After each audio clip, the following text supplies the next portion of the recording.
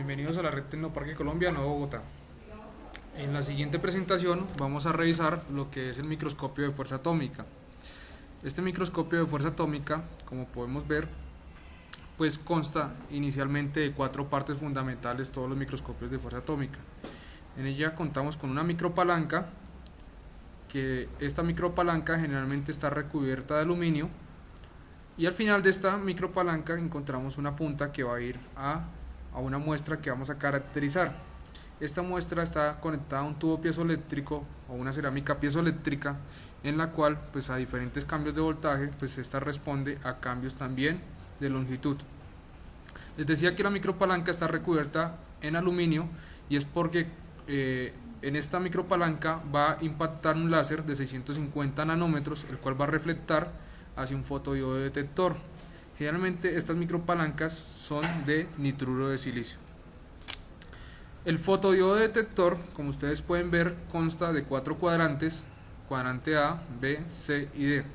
La ideal es que al calibrar nuestro microscopio de fuerza atómica, este se ubique en el centro.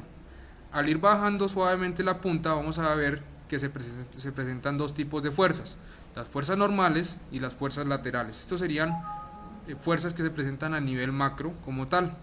Entonces vamos a ver que la sumatoria, para calcular las fuerzas normales, sería la sumatoria de los cuadrantes superiores menos los cuadrantes inferiores, y las fuerzas laterales sería la resta de los cuadrantes laterales como tal. Estas dos fuerzas pues serían las fuerzas globales que se detectan a través del fotodiodo detector. Ahora bien, esta micropalanca, como ustedes se pueden dar cuenta, pues consta de una longitud, un grosor y un ancho, y aquí veríamos esta punta. Esta punta, en la medida en que se va acercando a la superficie, vamos a ver que presenta una flexión más adelante por unos fenómenos físicos.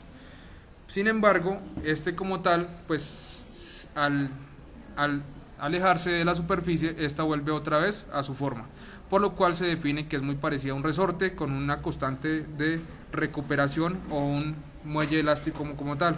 Aquí vemos que el modelo físico matemático que sigue a este es la ley de Hooke, donde se presenta una constante de recuperación del muelle elástico y un cambio en la distancia.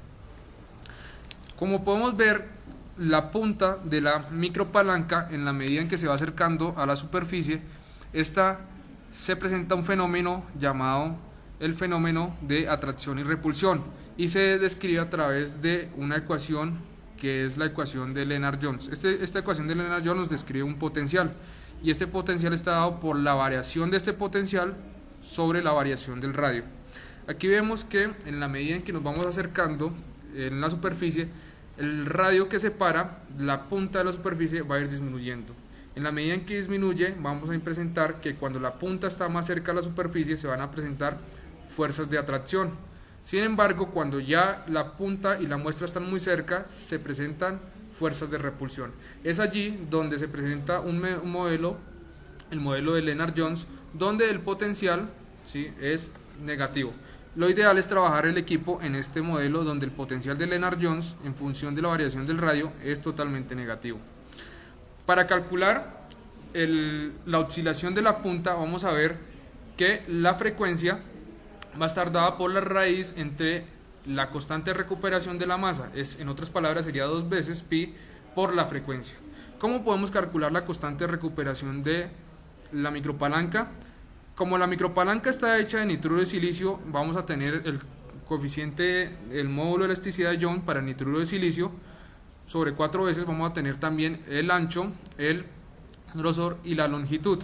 Es decir, en la medida en que la micropalanca tenga una longitud un poco mayor, vamos a ver que K va a disminuir. Si disminuye K, la frecuencia de resonancia va a ser mucho menor. Las fuerzas dominantes como tal dentro del microscopio de fuerza atómica, encontramos que para que se presenten fuerzas atractivas, es decir, cuando la micropalanca se va acercando a la superficie, encontramos las fuerzas de Van der Waals, las fuerzas electrostáticas de Coulomb y las fuerzas capilares. Más adelante podríamos hablar acerca de cada una de ellas. Cuando ya la punta está muy cerca de la superficie, vamos a encontrar fuerzas repulsivas de corto alcance. ¿Por qué se dan estas fuerzas repulsivas de corto alcance? Pues están descritos por dos modelos mecánico-cuánticos. Uno sería el modelo de Dayarkin-Muller-Toporov y el modelo Johnson-Keldan-Roberts. Esto nos describe cómo sería la interacción en superficie desde el modelo mecánico-cuántico, a través de que la superficie va a trabajar con muestras duras y muestras blandas. Allí va a separarse el área y esta área va a generar pues un espacio en el cual va a interactuar la punta con los átomos de la superficie. Lo último que puede suceder cuando la punta ya está muy cerca, puede que haya fuerzas de interacción química, es decir, que se generen enlaces covalentes, enlaces iónicos o enlaces metálicos, que también puede suceder si el nitruro de silicio es reactivo con la superficie. Entonces, resumiendo, podríamos decir que el microscopio de fuerza atómica opera bajo dos modos de operación. Uno sería a través de fuerzas repulsivas de corto alcance, llamadas fuerzas de contacto. Estas fuerzas de contacto en el equipo las vamos a encontrar que son llamadas modelos estáticos o fuerzas estáticas. Sin embargo, si estamos trabajando a nivel de una distancia mucho mayor, estaríamos trabajando en fuerzas atractivas de largo alcance, es decir, que la punta estaría más separada de la superficie y llamaríamos a estas fuerzas de modo de no contacto, y en el equipo se trabaja como modelos dinámicos. Aquí volvemos a nuestra ecuación, en la cual simplemente la respuesta de entrada sería a través de la ecuación donde la constante de recuperación elástica por el cambio de la longitud nos describe la fuerza entre la punta y superficie. Ahora bien, en los modos dinámicos vamos a encontrar que se presentan otros tipos de variables que debemos adecuar o ajustar para el equipo. En este caso vemos que también se presenta lo que es la amplitud, la frecuencia de la señal, el factor de amortiguamiento y las fuerzas entre la punta y la muestra. Es decir, que ya no solamente vamos a tener la fuerza, sino que van a presentarse otras dos cosas, la amplitud y la frecuencia. Es decir, que el equipo puede trabajar también bajo amplitud modulada o frecuencia modulada. Como tal, vamos a ver que para que se dé esto, estamos hablando de un oscilador armónico forzado y amortiguado. Pues claro, cuando empieza a oscilar la micropalanca, pues está ocurriendo el fenómeno que es descrito por la ecuación física que presentamos a continuación. Aquí hay algo bien interesante de observar y sería el factor de calidad Q. Vamos a ver que el factor de calidad Q depende de la masa, de la frecuencia de la micropalanca por el factor de amortiguamiento de la superficie, y podemos trabajar bajo amplitud modulada o bajo frecuencia modulada. ¿De qué depende una y otra? Que para que podamos trabajar en frecuencia modulada necesitaríamos que necesariamente el muestreo esté en equipo. Por eso se habla que como tal en microscopía en condiciones medioambientales vamos a hablar de amplitud modulada y no de frecuencia modulada, es decir, lo que vamos a colocar constante en este caso va a ser la amplitud y lo que va a variar es la frecuencia. Aquí vemos un poco más acerca de cómo sería el modo dinámico de amplitud modulada para microscopía de fuerza atómica. La piezoeléctrica que conecta la micropalanca empieza a oscilar y vamos a mantener constante una altura z entre la punta de la micropalanca y la superficie. En la medida en que hayan cambios de altura, cambios topográficos o cambios de rugosidad, esta altura z se va a cambiar. Esto se hace gracias a cambios en el voltaje que van a ir al controlador.